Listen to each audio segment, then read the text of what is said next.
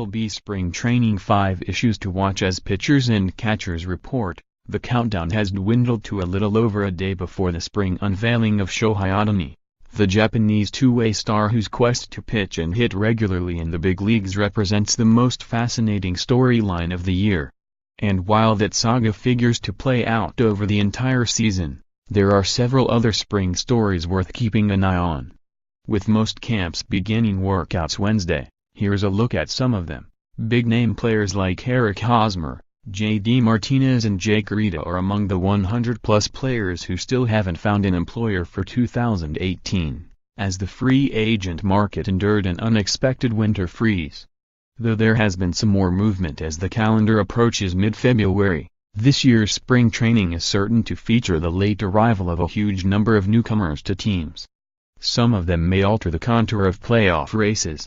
How will their addition impact team chemistry at a time when bonds begin to get formed?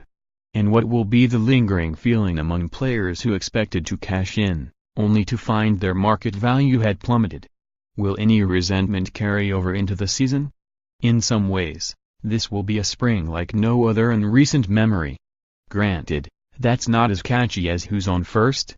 But the decision regarding who patrols right field for the New York Yankees bears watching.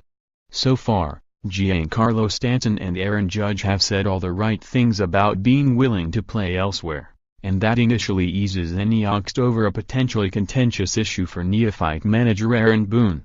Still, at some point Boone will have to pick a regular right fielder between his two behemoth sluggers, both of whom are quite skilled at the position but lack experience in left field. Combined major league games in LF.0. Judge may seem to have the edge based on his knowledge of right field at Yankee Stadium and other American League parks. But does that mean Stanton plays primarily in left, or as a designated hitter? At 28, his athleticism and defensive ability would be wasted as a DH. And if he moves over to left, what happens to Brett Gardner, who won a Gold Glove there in 2016? Maybe he returns to center field, but Gardner is 34 and hasn't been the regular center fielder since 2013. While the Colorado Rockies went the traditional route and secured an established closer by signing Wade Davis to a 3-year, $52 million deal, several other clubs are taking alternate approaches. Davis' former team, the Chicago Cubs, opted to replace him with Brandon Morrow, a former starter who has logged 2 saves in the last 8 years. The St. Louis Cardinals, who let go of former closers Trevor Rosenthal and Sun Hwano, enter camp with a list of closer candidates that includes newly signed Bud Norris, veteran reliever Luke Gregerson and even prized right-hander Alex Reyes once he's back from Tommy John surgery. The Arizona Diamondbacks, coming off a playoff appearance, have to sort out whether to promote setup man Archie Bradley or to entrust save situations to a newcomer like Brad Boxberger or Yoshihisa Hirano. Even the World Series champion Houston Astros may have some uncertainty when it comes to the 9th inning. Ken Giles goes into camp as the presumptive closer, but after his October struggles, the club may look at options among the likes of Chris Evansky, Will Harris, Hector Rondon and Brad Peacock. It's not just that 6 managers are taking over new teams, or that 5 of them have never managed in the majors before. More remarkable is how prominent a spot each of the rookies is filling.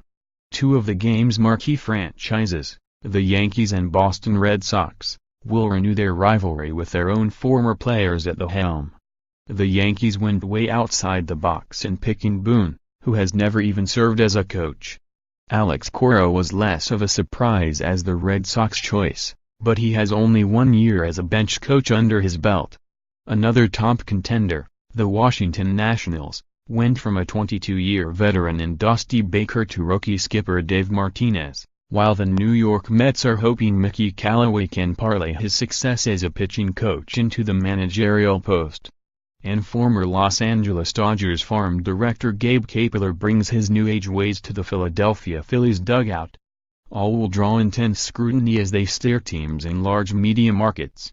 By comparison, old hand Ron Gardenhire will fly under the radar in taking over the rebuilding Detroit Tigers. At a time when most of baseball is going younger, even teams not trying to tank, The San Francisco Giants are taking the AARP route. Okay, maybe they're not going to be quite that old, but when Brandon Belt turns 30 on April 20th, the only regular in the club's projected lineup still in his 20s will be second baseman Joe Panik, a veritable toddler at 27. After sinking to stunning depths last season, tying for the major's worst mark at 64.98, the Giants brazenly rejected the notion that they needed to rebuild and instead went after experienced players, trading for Andrew McCutchen, 31, and Evan Longoria, 32, and signing Austin Jackson. Together they're expected to boost an offense that scored the second fewest runs in the majors last year.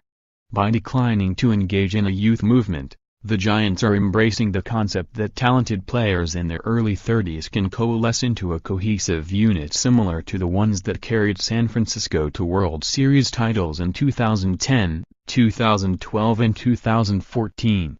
Spring training results won't reveal whether that approach will succeed, but those early weeks may provide an indication of what kind of impact the newly arrived veterans will have.